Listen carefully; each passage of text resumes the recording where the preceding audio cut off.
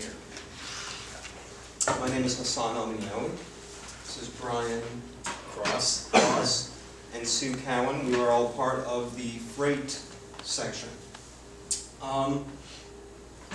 So far I've heard a lot of great stuff about freight, or about high-speed rail, but forget about it, it's not going to happen. Simply because we have a different system here in America than other countries.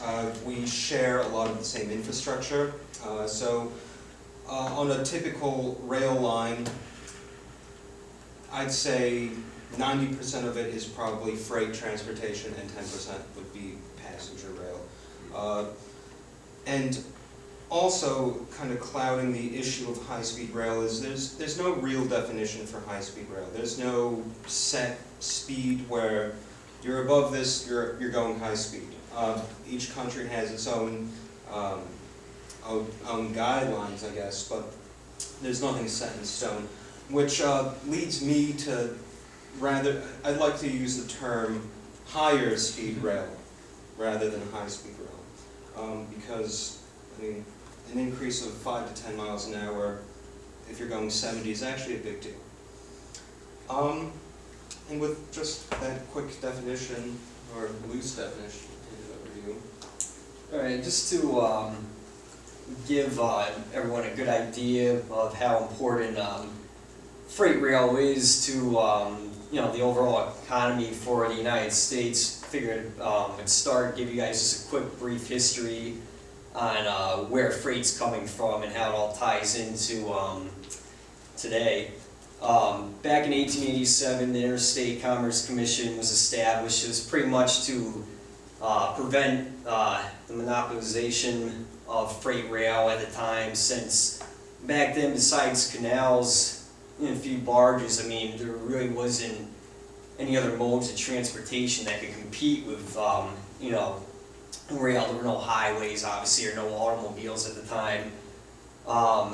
So pretty much, ever since the Interstate Commerce Commission was established, things started to slowly tick on downhill for freight rail, especially through the early to mid part of the 20th century with the advent of the automobile and the development of the interstate highway system.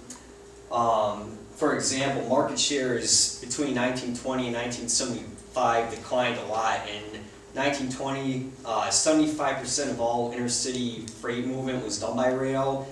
Contrast that to 1975, where it was already down to 35%. At the same time, you saw pretty good declines in returns on investment. In the 1940s, returns on investment for rail companies was 4.1%. In the 1950s, it dropped to 3.7%. 1960s, 2.8%. And it reached a low point in the 1970s with an average of 2%. And in addition to this, this led to obviously little funds coming in for rail companies, so they really had no means of upgrading their infrastructure. By 1976, more than 47,000 miles of track had to be operated on at a reduced speed due to unsafe conditions. And it was estimated at the time that deferred maintenance, pretty much maintenance that had to be done, totaled into billions of dollars. So it was a big problem for freight rail. It wasn't in good condition at all.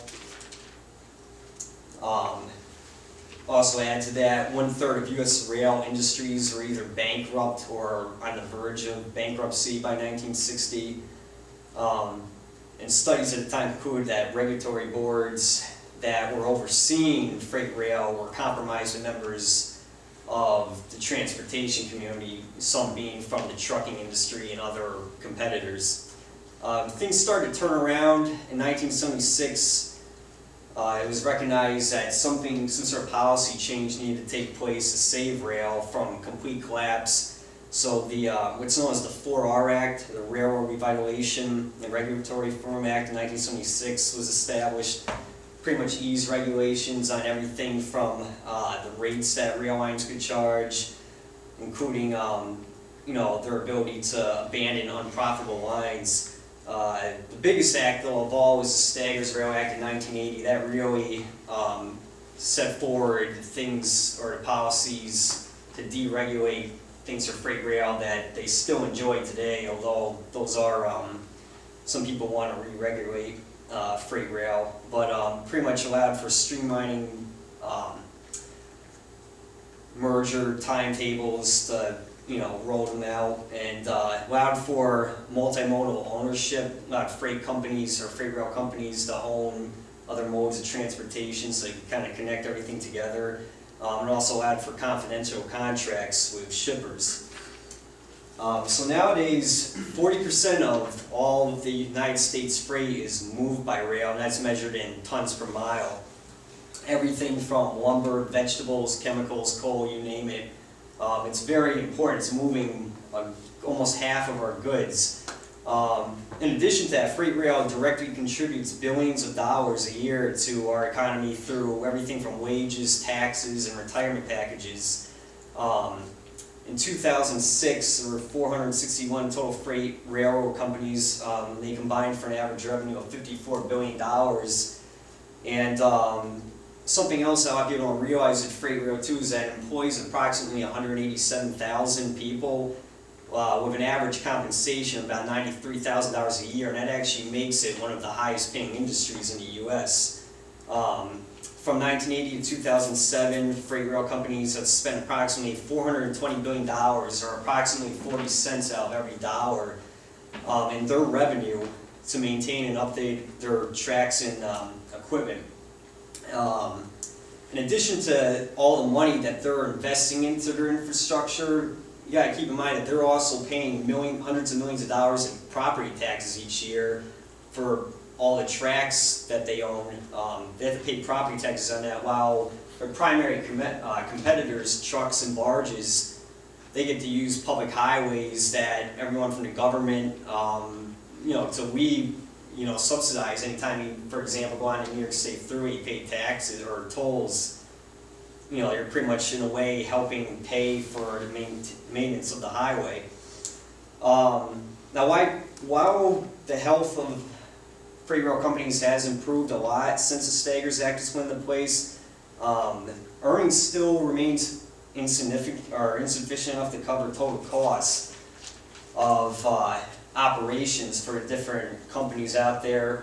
Freight rail consistently has been in the bottom quartile of all U.S. industries in terms of profitability, including the years of 2006 and 2007 when they experienced record traffic and earnings.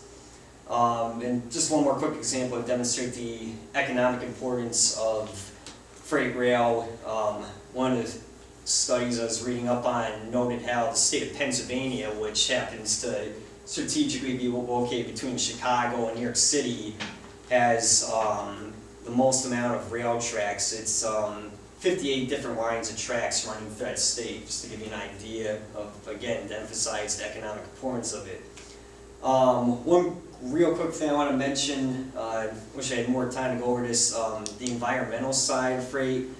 For the most part, moving freight by rail is generally seen as a more environmentally friendly means of moving freight throughout the nation. Typically, a single freight train can carry the load of about 280 or more trucks, and that essentially means if you got one of those long trains going on the track of a bunch of different cars, you're pretty much essentially moving roughly around about 1,100 trucks off the highways. And it was estimated in studies that were done that congestion on highways costs $87 billion in wasted time and fuel per year. People getting stuck in traffic and idling, just burning fuel. The only problem that still needs to be worked on with freight is that it's not, emission standards for locomotives aren't quite up to par like they are for other industries like trucks. Many older locomotives that are still in use today were put into service before even basic regulations were established by the EPA, so you have to be careful. It can save a lot in fuel, but there still are certain things that need to be done. But yeah, it pretty much means that, and the typical service life of a train is 30 to 40 years. So again, as opposed to trucks, older cooling models will remain in use longer, typically because engines, sorry, I'm reading the wrong thing there.